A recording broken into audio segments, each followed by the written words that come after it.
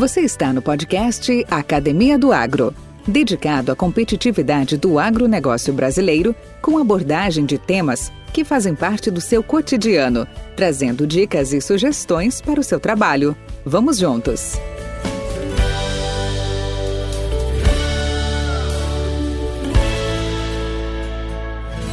Olá, caros ouvintes do podcast Academia do Agro. Aqui estamos novamente, como toda terça-feira, religiosamente trazendo aí um assunto novo, um assunto interessante. E hoje nosso assunto vai girar em cima de pecuária. Hoje nós temos aqui um tema bastante interessante, um evento que já está acontecendo, já está rodando esse país, esse mundão de Deus que é o Brasil.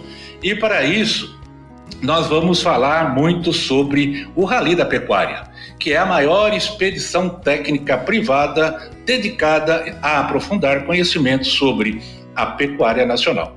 Bacana, né? Anualmente, a expedição percorre as principais regiões produtoras do país com o objetivo de interagir com os pecuaristas e avaliar as condições das pastagens a campo. Vocês estão vendo que nós temos muita coisa para abordar nesse tema, hein?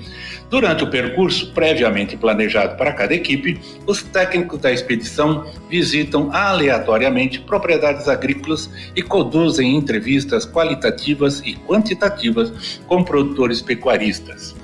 Para essa conversa, para esse entendimento, para melhores informações sobre tal efeito e também da pecuária, nós convidamos o Maurício Palma Nogueira, que é colega nosso, engenheiro agrônomo formado na Escola Superior de Agricultura Luiz de Queiroz, lá da Universidade de São Paulo, que eu acredito que algum de vocês já ouviram falar.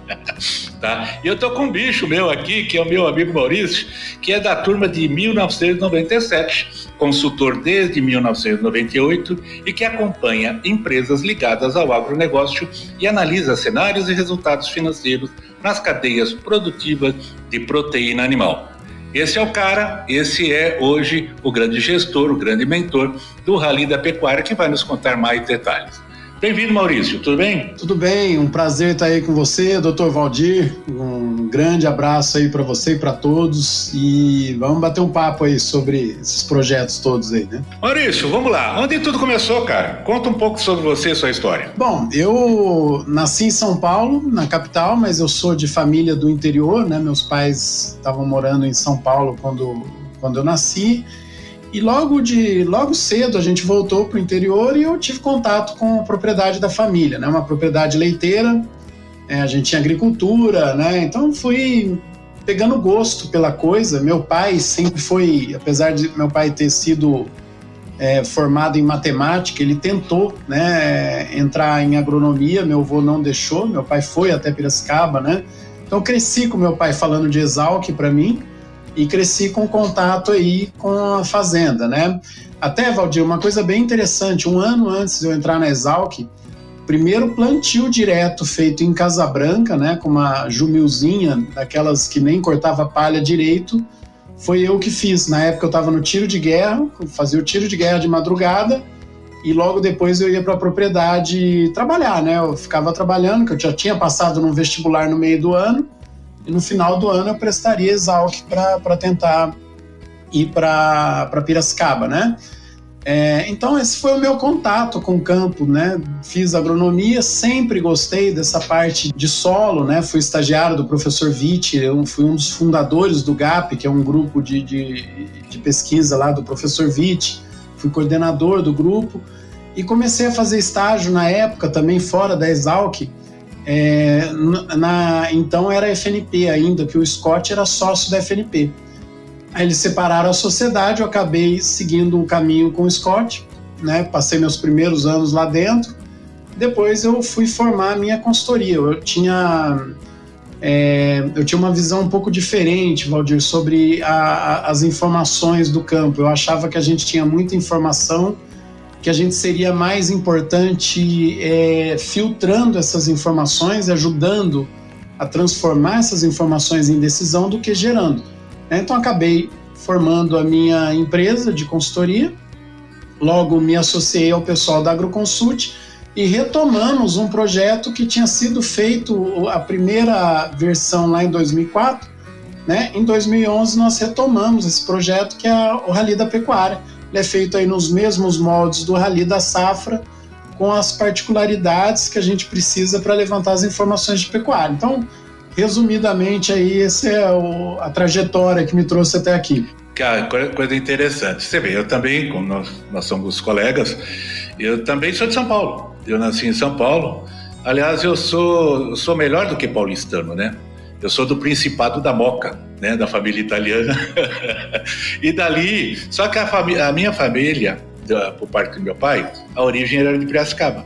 E o meu avô, como curiosidade também, ele foi vigia, ele foi porteiro ali da antigo que ele chamava de Colégio Agrícola, né? Que ali é onde que fica entre a engenharia rural e a biblioteca. E eles residiam na usina Monte Alegre, que era dos Borgante, hoje eu não sei de quem que fica atrás da escola. Então, meu pai e meus tios foram todos boias frias, foram cortadores de cana que moravam na colônia. E meu avô fazia à noite a vigília, né? Ali do portão. E ali, então, tenho parentes lá em Piracicaba, mas metade veio para São Paulo, outra metade ficou por lá. E uma dos incentivadores para mim se tornar agrônomo também foi esse apego, né? À região, à escola, à família, né? E que também me levaram a ser engenheiro agrônomo. E hoje a gente está aqui, né?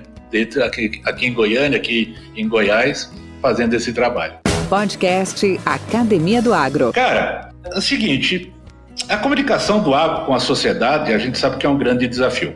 Dentre tantas ações proativas realizadas, nós aqui do podcast Academia do Agro, nós temos buscado aproximar cada vez mais, não só o podcast Academia do Agro, mas também um grupo que nós fazemos parte e outros que não fazem parte, mas hoje nós somos mais de 140, 150 podcasts dedicados ao agro. E particularmente nós temos uma rede chamada Rede Agrocast, que congrega 10 podcasts e que tem como missão cada vez mais aproximar o agro junto à comunidade brasileira, principalmente a urbana, né? Para desmistificar, tem muitos mitos, tem muita desinformação, desconhecimento, e ele busca com isso valorizar o quê? A pluralidade do setor, motivando e inspirando a todos com depoimentos e trajetórias como a sua, de superação e de sucesso. Em sua opinião, como é que a pecuária brasileira tem sido afetada com isso? Quais iniciativas você poderia dizer reforçar e contribuir para a boa reputação do setor pecuário? Bom dia, a pecuária, eu acho que ela é a mais alvejada de todas, né? Nós temos uma história aí de ocupação do território brasileiro que foi feito em cima da pecuária, né? Então pegar até Goiás, que hoje é uma potência, né, agrícola, né? Mato Grosso, várias regiões do Brasil. Então, um tempo atrás, você só podia levar a pecuária. Então, a pecuária ocupou um espaço muito grande, criou um rebanho muito grande e ela acabou sendo associada com uma atividade de fronteira, né? De fato, isso aconteceu no passado, mas hoje não é mais assim. Então, a gente tem um problema muito grande para corrigir, né? Para explicar para a sociedade essas questões todas. A pecuária toda hora está apanhando muito. Para a gente, esse é um tema muito sensível, né? Inclusive, do mesmo jeito que é sensível, o tanto que é importante para a gente se comunicar. Então, claro, a gente tem um esforço grande sendo feito pelo setor, por muita gente do agro em geral, por empresas mais focadas em pecuária, mas mesmo assim a gente tem uma dificuldade, né? Eu vou até te dar um dado, Valdir, a gente às vezes, como a gente trabalha muito com informação, com números, né? Às vezes a gente consegue acessar alguns veículos de alta penetração. Quando a gente coloca algum texto ali, algum artigo, né, esclarecendo alguns pontos, o resultado geralmente é o inverso, porque logo depois nós vamos ter um monte de gente que não entende nada da área, que são filósofos, historiadores, geógrafos, jornalistas, né, que não são especializados na área, que vão escrever desmentindo aquilo que a gente conseguiu colocar, né? Então é um trabalho muito grande, muito árduo que a gente tem que fazer pela frente, tem que ser feito, não podemos desistir e não podemos também adotar uma postura que tem sido muito comum na pecuária, Valdir, que é assim uma postura meio de coice, né? Eu vou começar a ser bruto ou bater nas pessoas que batem na pecuária. nós temos que entender que nós estamos lidando com preconceitos. Preconceitos a gente só corrige com educação, com informação. Então a gente tem que ser calmo, né? Tem que tentar chegar próximo desse pessoal que a gente ainda não conseguiu comunicar direito. E nesse passo, nesse processo, acho que a gente tem já um grande parceiro, né? Que é justamente a agricultura. A agricultura que tem um aporte tecnológico altíssimo, né? O exemplo da agricultura brasileira para o mundo todo nos ajuda a acessar essa sociedade que a gente quer se comunicar melhor. Então, para a gente, isso é muito importante. Iniciativas como a sua, iniciativas como os canais especializados, jornalistas, né? A gente tem aí um grupo que a gente não participa porque nós não somos jornalistas, mas os jornalistas do agro criaram um grupo para comunicar o setor, os jornalistas urbanos, para melhorar um pouquinho, né, esse fluxo de informação da nossa área para a área urbana. Tudo são iniciativas que a gente tem que aplaudir. Acho que devagar a gente vai conseguir vencer esse preconceito todo, mas o trabalho é árduo. Para a gente ainda da pecuária é um pianão pesado, a gente está carregando o piano, o pianista e a cozinha toda junto em cima, né? Sem dúvida, Maurício. Nutriceller Soluções Nutricionais, a linha mais completa de fertilizantes convencionais para o país, composta por macro e micronutrientes e também aditivos para aplicação via solo e folha, gerando assim maior produtividade, qualidade e praticidade ao agricultor. Nutriceller, soluções nutricionais inteligentes e eficientes, sempre atenta às necessidades dos agricultores.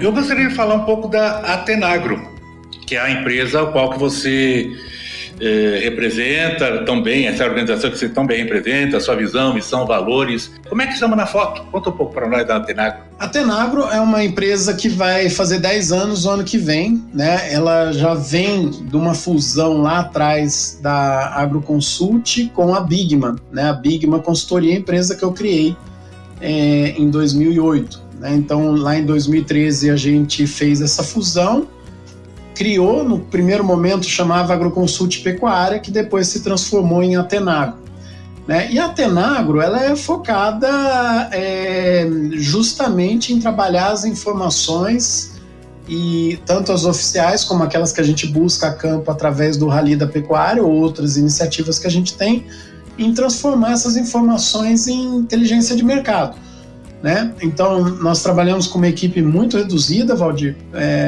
A gente já tinha uma equipe reduzida, a pandemia nos castigou um pouquinho em 2020, a gente era muito focado, nosso faturamento era muito focado em projetos que envolviam deslocamentos, estudos, né? Quando parou tudo no começo, ficou aquela incerteza, a gente perdeu bastante, tivemos que reduzir muito o tamanho, e agora nós estamos optando por crescer de forma terceirizando, né? Grande parte das coisas que a gente tem que fazer, a gente está terceirizando. Então nós estamos mantendo na nossa equipe só o essencial do que a gente produz, né? Do que a gente transforma em inteligência de mercado. A Atenagro trabalha forte na questão das proteínas, principalmente carne bovina, esse é o nosso carro-chefe, mas nós também trabalhamos aí com a pecuária leiteira, com a avicultura, suinocultura, ovos e os assuntos que a gente acaba tendo que tangenciar. Por exemplo, questões de ordem ambientais, né?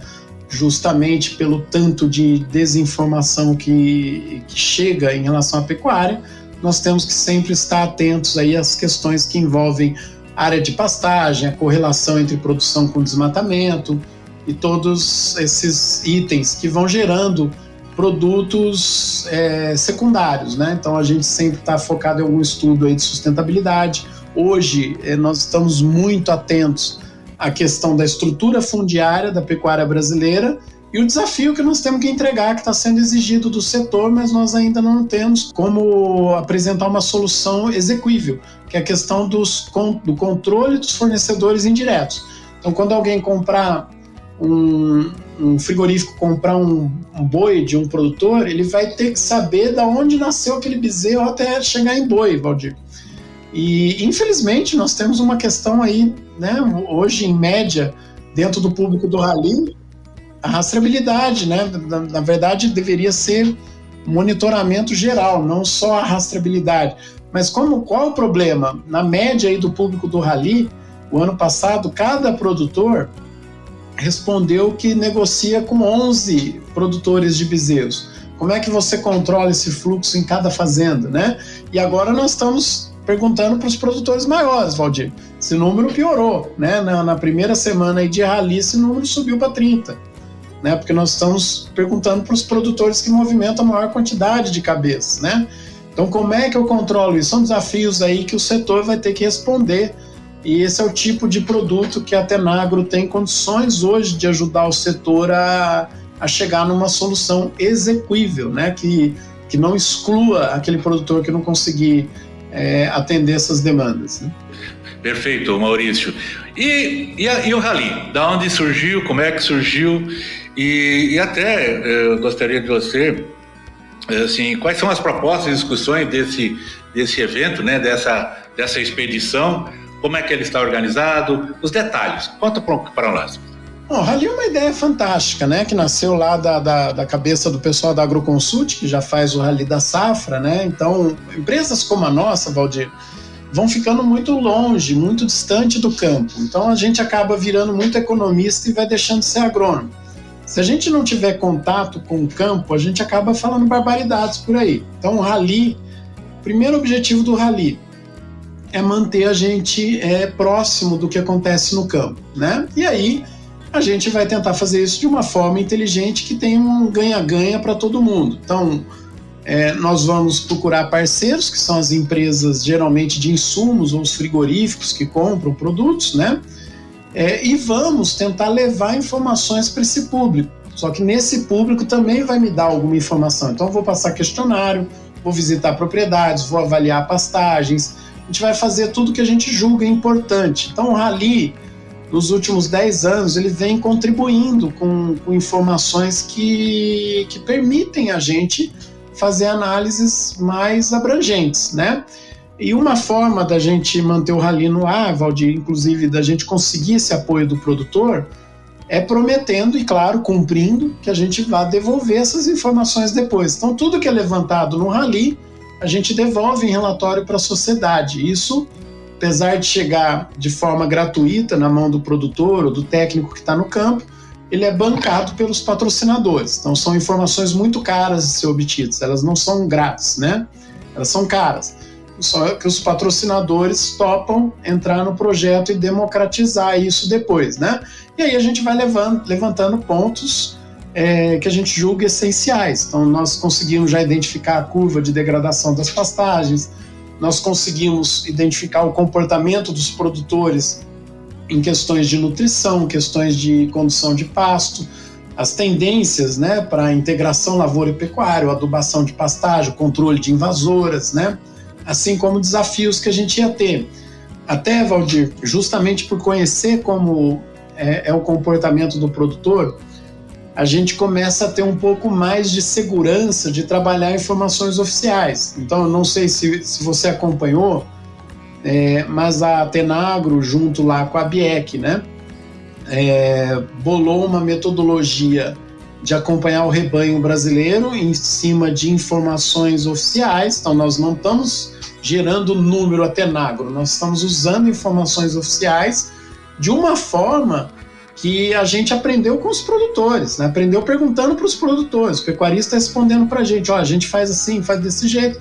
A gente foi analisando essas informações, chegando numa metodologia que agora está sendo adotada pelo USDA. Então, recentemente, o USDA aceitou, né, essa metodologia proposta por nós. Tudo isso é fruto do rally, né? Assim como o conhecimento do que está acontecendo com a área de pastagem. Nós alertamos lá atrás, Valdir, que a área de pastagem era 30 milhões de hectares menor do que o pessoal estava falando, né? Por quê? Porque nós cruzamos as informações oficiais com o que a gente observa a campo no rally. E agora vem os estudos, inclusive estudos aí de Goiás, né? Que chegaram à conclusão que a gente estava certo. Quer dizer, nós estamos antecipando algumas coisas, não porque a gente é especial, porque a gente está indo ouvir o produtor no campo, né? Isso falta muito nas empresas como a nossa, ouvir o que o pessoal que está no campo, lá no dia a dia, tem para dizer, né? Essa é a função aí do Rally. E claro, eu fico bem animado aí com as conquistas que a gente está conseguindo obter, né? E inclusive planejando várias outras aí para os próximos anos, né?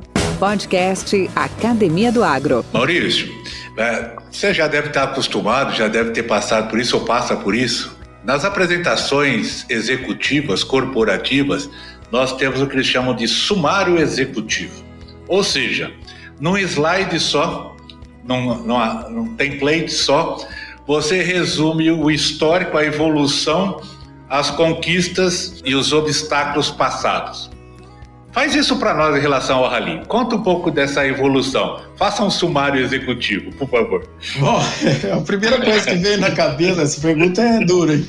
A primeira coisa que veio na cabeça, Valdir, é que a gente identificou que existe uma curva, uma cabeça, né, uma ponta na pecuária, né?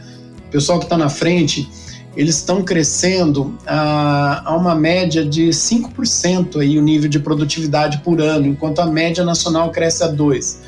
Esse é um dos pontos que nós estamos chamando a atenção aí nos últimos 6 anos de Rally, quer dizer, no meio, né, tem 10 anos, a partir do meio da expedição a gente já começou a identificar que existe uma força muito grande concentrando o mercado, né? Então nós estamos há muito tempo alertando que aquele produtor que não der os passos tecnológicos necessários, ele vai acabar ficando de fora. E ficando de fora, ficar de fora é isso mesmo, é ficar de fora, ele vai ser excluído, ele não vai conseguir acompanhar, né? Então, se eu pudesse definir o que é o principal do Rally, foi juntar tudo que a gente conseguiu até agora para desenhar essa curva de aumento de produtividade. Isso, inclusive, me responde esse obstáculo que você está colocando para frente. Nós identificamos que se não houver nenhum absurdo de ordem macroeconômica, né, isso está em discussão, infelizmente, tem hora que algum gênio coloca alguma coisa na cabeça e é difícil tirar, né? Mas se não houver nenhuma medida que atrapalhe esse estímulo que está tendo, o nível de investimento nos próximos 10 anos em produtividade na pecuária vai ser 2,5 vezes, 3 vezes maior do que foi nos últimos 10 anos, em aumento de produtividade, né? Isso inclusive, esse é o principal tema que nós estamos discutindo no Rally desse ano. Perfeito. E quantos, assim, o Rally começou há 6, 7 anos, como você comentou, né? 2015, foi isso? 2011. 2011. Nós tivemos uma primeira edição lá em 2004, feita inclusive por outros exalquianos, de uma empresa maravilhosa aí, que é a MB Agro, que fez junto lá com a AgroConsult, só que na época não tinha a experiência do Rally da safra para a gente usar para adaptar o Rally da pecuária. Então ele ficou meio estagnado aí até 2011. Aí eu fui lá e retomamos o projeto. Perfeito. Então, quando vocês iniciaram de uma forma mais consistente o Rally, em termos de números, quem vocês visitaram, quantos produtores vocês visitaram, ou propriedades, ou hectares monitorados, estados visitados, e hoje, como é que está esse desenho? Em média, a gente visita aí em torno de 90 propriedades por edição, Valdir, e a gente entrevista aí 300 a 400 produtores. Em 2021 perdemos um pouquinho, porque foi todo online, né? Esse ano, que a gente vai ficar mais tempo no campo, a gente espera aumentar essa abrangência. Por ano, o impacto aí do Rally é mais ou menos aí em torno de 2, 3 milhões de hectares, que vão ser aí em torno de 4 milhões e meio de cabeças. Isso é o que a gente consegue impactar em cada edição em contato, né? Só que nós guardamos esses dados, guardamos esses contatos. Então hoje nós temos um banco de dados aí de troca de e-mail e de comunicação via redes sociais que a gente espera atingir em torno de 23 mil pessoas, produtores e técnicos, né? E aí, claro, se a gente considerar que nós estamos armazenando, a hora que a gente soma todo mundo que já respondeu de alguma forma o questionário do Rally, nós estamos falando aí de 20 milhões de cabeças, mais ou menos, que a gente pode acessar com essas informações. Claro, isso que a gente consegue medir, né? A gente imagina que esses materiais que circulam, né, por exemplo, quantos produtores nós vamos atingir aqui com o seu podcast, que depois vai atrás de informação, que depois vai buscar alguma informação que eu não vou conseguir medir, né? Aí é outro impacto que a gente não consegue saber a dimensão. Mas não é pouca coisa, né? Se nós falarmos em 20 milhões de cabeças, nós estamos falando 7, 8% de espaço amostral do rebanho brasileiro. Exatamente. Nós estamos falando de uma amostra grande, mas lembra que eu estou falando disso num público aí dos últimos 10 anos, né? A pecuária, perfeito, ela é muito frustrante, Valdir, porque a gente anda que nem um louco, né? E não vê tudo, porque ela está em todo lugar, né? A gente não tem uma área de concentração, nós não podemos contar com algumas ferramentas, né? As estatísticas de pecuária são muito falhas, as de agricultura já são melhores, só que a gente não pode desistir, né? Nós não podemos ir lá e falar assim, nossa, o troço é difícil, eu não vou fazer, né? Nós temos que começar, o trabalho de formiguinha. Imagina o primeiro ano, tanto que foi frustrante, na hora que acabou deu vontade de chorar, né? Fala, puxa vida, andei que nem um louco aí, 80 dias no campo e não consegui fazer nada, né? Atingi lá 1,5 milhão de hectares, né?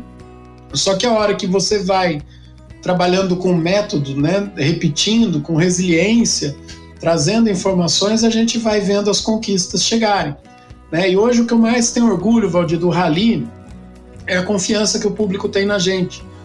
Quando a gente vai lá e fala assim, o teu questionário vai ficar em sigilo, eu não vou passar para ninguém. Ele confia e preenche, né? E eu também tenho que devolver isso, né? Esse ano é a primeira vez que nós estamos falando em palestra de projeção de preços, né? E isso é muito delicado para uma empresa de consultoria, Valdir. A gente fala, geralmente, em reuniões de consultoria, você fala em projeções, porque o cara está pagando, né? Ele sabe do que se trata. E nós estamos levando isso para as reuniões do Rally, porque a gente confia que o produtor vai entender o que é projeção e não vai confundir com previsão, que não existe, né? Previsões não existem, projeções existem, só que elas mudam, né? A dificuldade das previsões em relação a commodities, preço, precificação, qual a bola de cristal que você vai utilizar e qual a cartomante que você vai consultar. É muito difícil, realmente. Uma vez eu li um estudo europeu que falava assim, é mais fácil um macaco acertar dardo num alvo do que um economista acertar uma previsão, né? Então ele estava falando da necessidade das projeções, que elas têm que ser alteradas. À medida que você vai aceitando alterar o que você projetou, aí você acerta, claro, né? Você está toda hora colocando variáveis novas, né? É verdade. Mas aí sim a gente tem que trabalhar com esse cuidado com o público, né? Maurício, e uma curiosidade minha, e quantos colaboradores você tem nesse operacional da expedição? Eu diria assim, os seus colaboradores diretos e os seus colaboradores indiretos. Talvez algumas associações, as FAEG, umas federações que ajudam e tal. Como é que está estruturado o seu operacional? Olha, o Rally, ele vai envolver, né, se a gente considerar todo mundo que se envolve com a execução do Rally, nós estamos falando aí mais ou menos de 15 a 20 pessoas por equipe. E são pessoas que vão ser trocadas ao longo do processo, porque a gente vai mudar de região. Se a gente pensar em 7 equipes, então eu vou ir contando aí que eu estou substituindo algumas algumas vão ser mantidas, por exemplo, eu vou estar em todas, né? Nós vamos mexer aí mais ou menos com 80, 90 pessoas até o fim do Rally, vão se envolver diretamente na execução. Aí estou falando da equipe nossa, da equipe da AgroConsult, da equipe dos patrocinadores, daqueles que vão se movimentar nos apoios regionais. Então, nós temos aí, até o momento, né, a FAEG, que apoiou, nós temos o Sindicato Rural lá de Redenção, temos já o Sindicato Rural de Cuiabá, que também está entrando no barco, né, e outras iniciativas que nós estamos colocando aí em contato com as equipes do Rally para as próximas etapas, né? Então eu acho que nós vamos movimentar aí cerca de 70, 80 pessoas até julho. Podcast Academia do Agro. Maurício, qual que é a maior vantagem que você espera que os nossos ouvintes aprendam com essa nossa conversa? Eu acho que a maior que eu posso contribuir aí com as pessoas, né, fora das informações técnicas que a gente gera, eu acho, Valdir, para as pessoas terem um pouco de resiliência. As coisas não começam grandes, as coisas não começam prontas. Muitas vezes você tem um projeto que está na tua cabeça e a hora que você vai conceber esse projeto, ele não sai do jeito que você quer, né? Então, vou dar de novo um exemplo do rally. Quando nós começamos o rally, a gente esperava diagnosticar, né? Chegar num diagnóstico, vou entender como funciona a média da pecuária brasileira. No primeiro ano, eu percebi que isso vai ser impossível, a gente não vai conseguir diagnosticar. Então, vamos jogar fora, né? Tudo que você pensou em fazer não vai ser possível fazer. Não, nós mudamos a concepção do projeto e focamos em identificar tendência, que inclusive é uma resposta mais importante para o setor. Né? Para o produtor que está lá no campo, ele não quer saber o que está acontecendo, ele sabe o que está acontecendo na fazenda dele, ele quer saber o que vai acontecer. Então, justamente por ter uma dificuldade que nos engessava no começo, a gente conseguiu focar numa resposta muito mais importante para quem está lá. O que vai acontecer, né? É isso que nós estamos respondendo hoje. Então, quando eu te falei ali da pergunta do sumário, né? Qual é a curva de crescimento de produtividade? Alguém está fazendo um monte de força ali no campo para investir. Isso envolve genética, envolve nutrição, envolve manejo de pastagem, integração lavoura e pecuária, sanidade, reprodução, tudo que faz parte do pacote tecnológico. Então, nesse ponto, eu acho que a maior contribuição que a gente pode dar nessa conversa é para as pessoas não desistirem dos primeiros desafios que a gente vai ter, né? Os primeiros desafios são assustadores, né? A gente tem que levantar a cabeça e manter a resiliência. Maurício, essa pergunta não é pegadinha, tá? Mas acho que ela vai fazer você pensar. Qual que você acha que é o maior desafio para a pecuária? Genética, nutrição, tributário ou gestão? Gestão eu acho que é onde a gente fura tudo, viu, Valdir? Inclusive, a maior parte dos fiascos que a gente vê a campo, né? Então, infelizmente, a gente toda hora esbarra em algum caso que a gente sempre fica triste, né?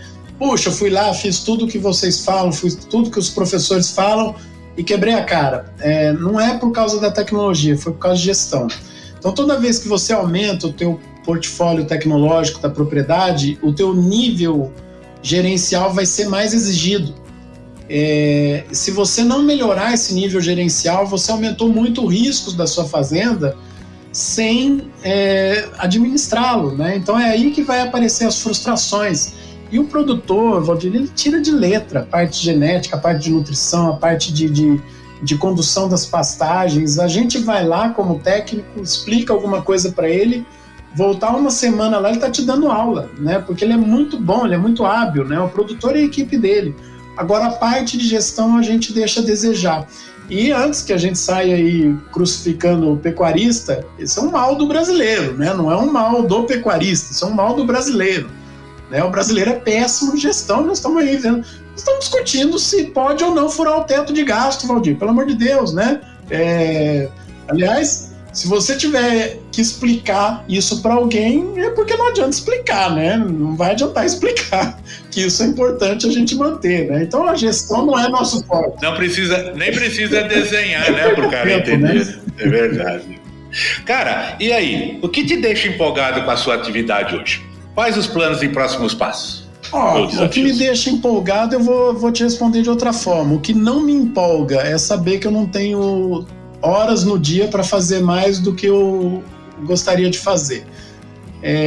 Ou tempo de vida, né? A gente, infelizmente, eu acho que a nossa atividade, né, ter escolhido a agronomia, para mim, foi um dos maiores acertos da minha vida, se não o maior. Né? Eu acho que a gente está numa atividade extremamente empolgante, maravilhosa, que a gente vai conhecer gente fantástica no Brasil inteiro, né?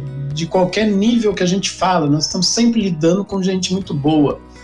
Então isso me empolga muito, né? Me empolga muito saber que a gente tem como trazer ciência de fato, não é aquela ciência da garganta, do discurso, né? Aplicada mesmo, né?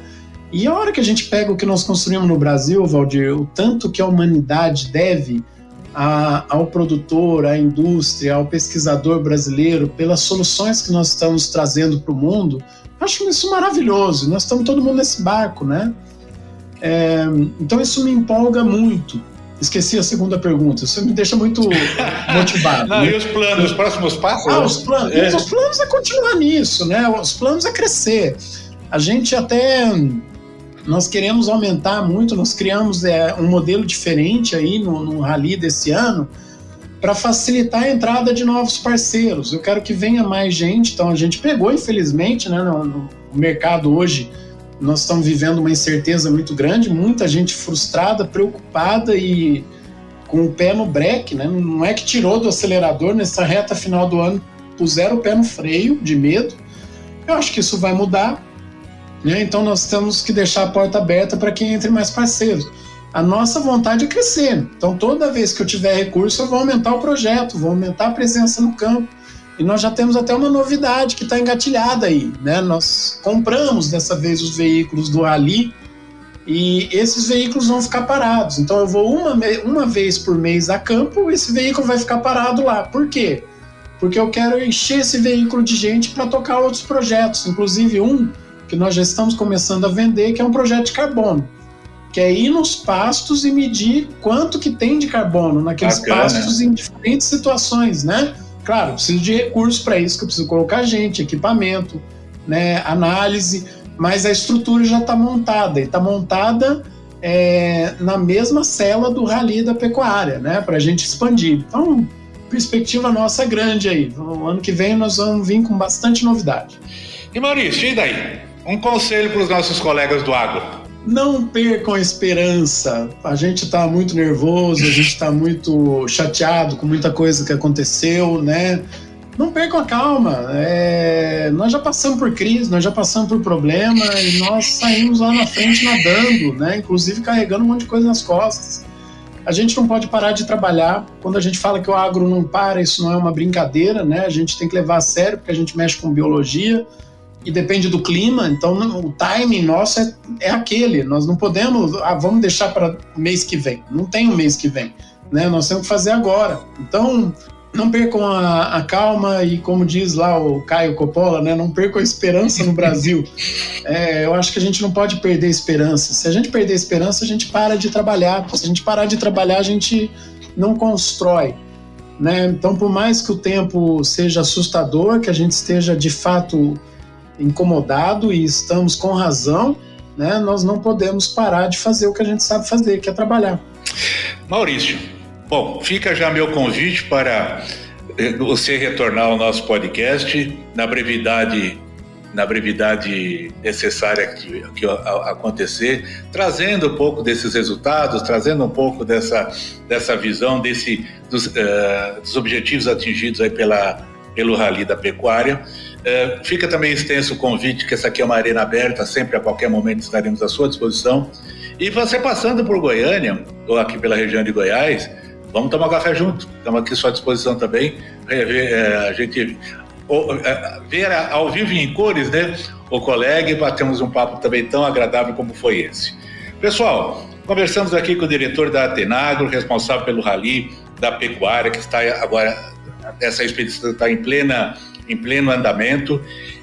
A Atenagro é uma consultoria especializada em proteína animal, e o Maurício Palma, que é engenheiro agrônomo da Exalc, esteve com a gente aqui, então, trazendo um pouco dessas informações, trazendo um pouco desses cenários, desses resultados, nessa cadeia produtiva tão importante que é da proteína animal. Obrigado, Maurício. Eu que agradeço, Valdir, é um prazer, e vou cobrar esse convite aí. Com certeza nós vamos tomar um cafezinho junto aí em Goiânia. Estou esperando. Um abraço. Um abração. Esse podcast faz parte da Rede Agrocast, a primeira e maior rede de podcasts do agro do Brasil. Acesse www.redeagrocast.com.br. Com temas expressivos e dinâmicos, esse intercâmbio semanal visa oferecer um melhor desenvolvimento em suas habilidades profissionais e nas atividades e práticas do seu cotidiano. Somos da Academia do Agro, o podcast para todos aqueles apaixonados pelo agronegócio. Te aguardamos no próximo episódio. Até lá!